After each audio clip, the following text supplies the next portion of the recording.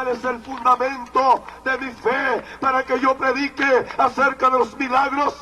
Mi fundamento es Cristo, pero sus promesas también. Él me dijo, los paralíticos andarán. No nos ha faltado recursos. Él ha provisto todos los recursos. Él me viste y Él me calza. Y Él provee para los vuelos aéreos. Yo no tengo que pedirle a nadie, porque cuando tú pones la mirada en los hombres, fracasa. Hay que poner la mirada en Dios, quien ha dicho, mío es el oro y mía es la plata. Dios es el que toca los corazones. Dios es el que busca lo que tú necesitas. No hay por qué mendigarle a los hombres. Hay que clamarle al Dios que te llamó, al Dios que te envió, al Dios que te escogió, y Él proveerá. Al nombre de Cristo.